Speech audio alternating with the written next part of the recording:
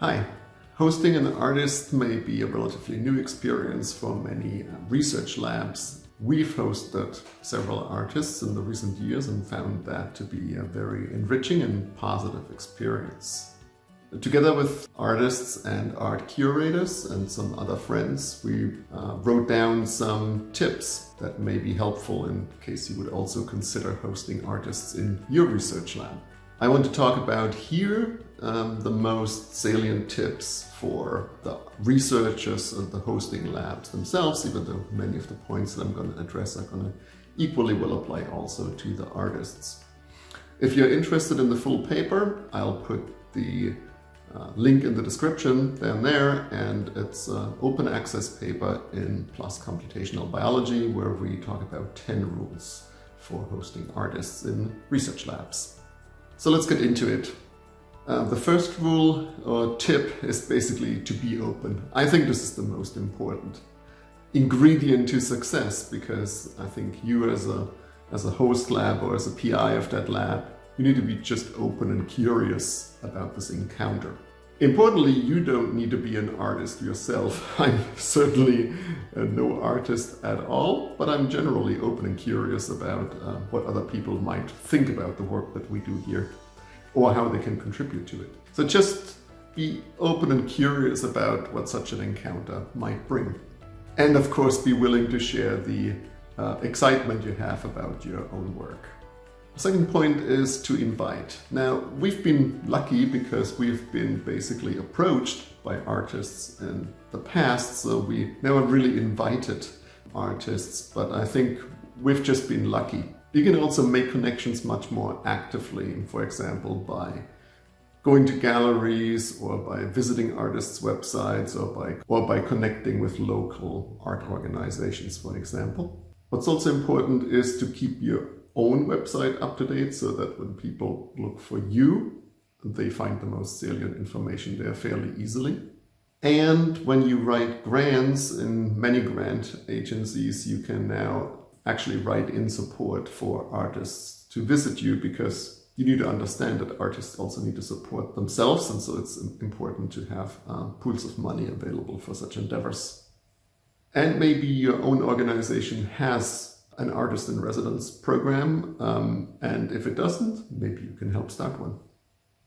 The third is accept artists for their own goals. Now, you need to understand that artists have their own artistic interests. Their goals are not necessarily to produce an outreach product for you. Now, this can certainly also happen along the way, but you should accept that artists are there for the pursuit of their own goals. And I think this is important to avoid misunderstandings. The next point is to integrate these artists when they're in your group. Now, I think this worked really well in our case because we have regular lab meetings, and artists were always invited to these lab meetings. And in fact, we used the venue of these lab meetings to provide an opportunity for the artists to present themselves to the group. So that meant that they were relatively quickly known to the entire group. And that's important because it makes them feel welcome, of course, but it also greatly increases the opportunities for interactions with other lab members. And that turned out to be actually really key, because if it's all on you as a PI, I think this might not work as well. But if there is plenty of opportunities for artists to interact with other members of your group, then I think this is an important ingredient of success. Another just practical tip is, of course, to, in the beginning, open the lab up to the artists by offering a lab tour, explaining the various workstations and the equipment that you have. And again, there, the buy-in by your group members is just absolutely essential. And well, when we did it for the first time, I didn't know how interested the lab group as a whole would be, but the interest in my group has been tremendous. I mean, people had almost like beleaguered the artists, eager to talk to them, and it was really just wonderful.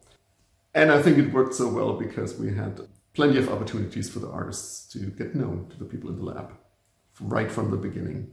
Also important, find common language, and that is also to avoid jargon. So very often we are so much in our bubble we don't even realize that we're using all kinds of jargon that may be opaque to other people that are not specialists in our field. And so this is actually also an important exercise, I think, to just learn to talk to people that are not exactly working in the same area as you. To me, it was actually very impressive how much the artists actually understood of our work, because they had, of course, done the research before they contacted us. And so I found it actually relatively easy to talk to the artists we had. But nevertheless, I thought it was important to take the time to explain some concepts and to try to avoid jargon as much as possible. And also realize that some words that are sort of common language, also terms, ecology is full of these, that these come with like specific meanings in our field, and to make sure that we distinguish between the everyday meaning of that word and what that word like means in our field. So generally, language is of course important in that interaction.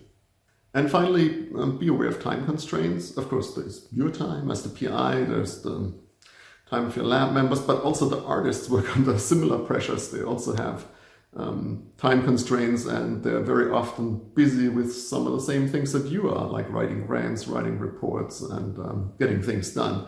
So what worked really well was to schedule appointments and to have a set period of time where you would just discuss with people about an aspect of their work or your work. So those are just some of the more important points, I think.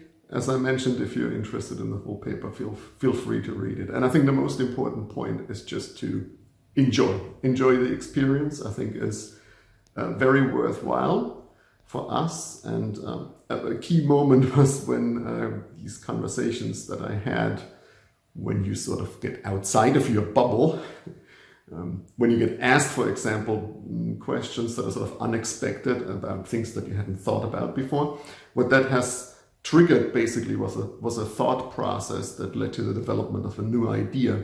And that to me was very exciting. That alone actually was worthwhile. How like being asked a simple question triggered a whole set of ideas, and that set of ideas led to a paper describing this idea. This was about sound and soil in our case, and this actually was a paper co-authored with the artist. If you're interested in learning more about that particular experience, I'll put the link to this paper in Nature in the description as well. Of course, to me, it was also wonderful to go to an art exhibit and see actually the works that were inspired by the artist, by our own research. I think this was a pretty fantastic moment, actually. And so I can only encourage you to invite artists to your lab and to enjoy that interaction. We certainly did.